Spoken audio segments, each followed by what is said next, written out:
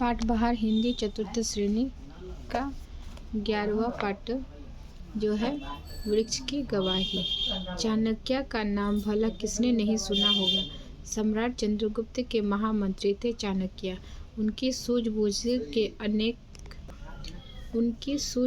के अनेक किस्से और कहानियां प्रसिद्ध हैं।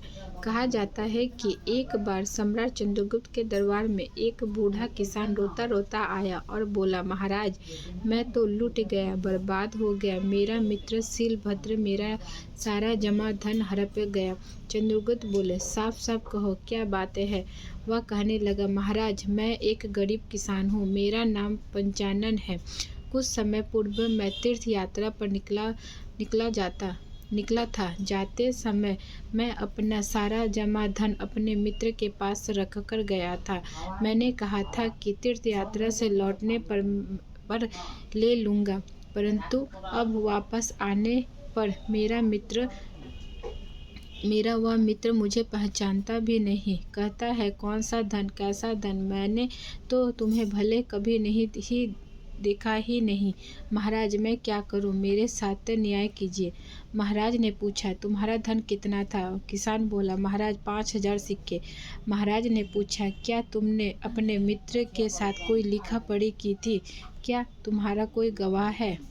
किसान ने सिर झुकाकर कहा, महाराज, मैं अपने मित्र पर बहुत अधिक विश्वास करता था, इसलिए कोई लिखा पढ़ी नहीं की। मंदिर के बाहर उस स्थान पर दोपहर में आता जाता भी नहीं, अतः मुझे धन देते हुए और शीलभद्र को धन लेते हुए किसी ने नहीं देखा। महाराज ने आज्ञा दी कि शीलभद्र को बुलाया जाए। शीलभद्र आया। किसान ने फिर अपनी बात दोहराई। महाराज ने शीलभद्र से पूछा, क्या यह किसान ठीक कह रहा है। शीलभद्र बोला, महाराज, यह बूढ़ा आदमी झूठ बोल रहा है। मैं तो इसे जानता तक नहीं।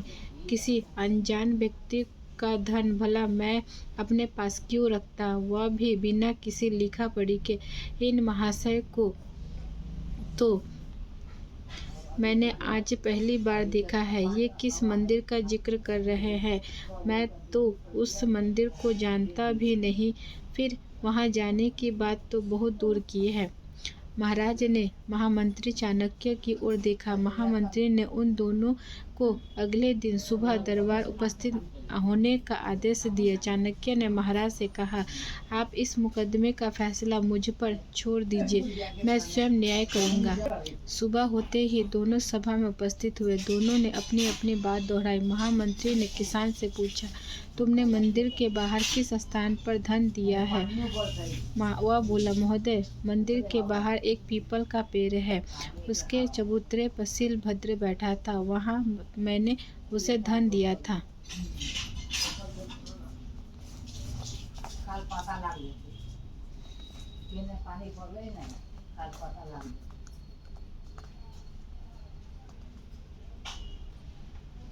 महामंत्री ने पूछा, धन देते हुए तुम्हें किसी ने नहीं देखा हो या ना देखा हो। पेड़ ने तो अवश्य ही देखा होगा। बूढ़ा आदमी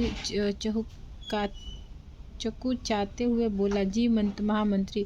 मंत्री बोले, जाओ पेड़ को बुलाकर लाओ, वह गवाही देगा।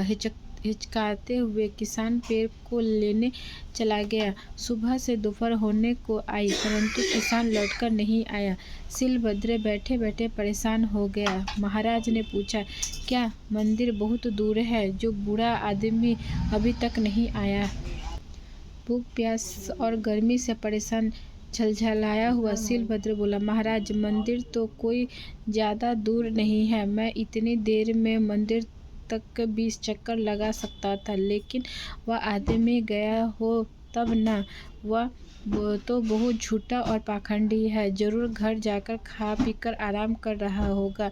महामंत्री ने मुस्कुराते हुए शीलभद्र से पूछा, क्यों मित्र, अभी तो तुमने कहा था कि तुम तो वहां कभी गए ही नहीं।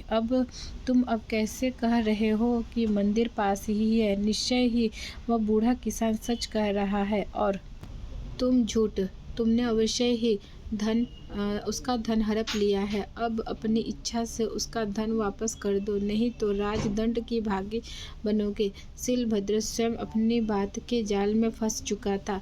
उसने अपना अपराध स्वीकार कर लिया। उसने बूढ़े को धन वापस दे देने का प्रण भी किया। थोड़ी ही देर में वह किसान आया।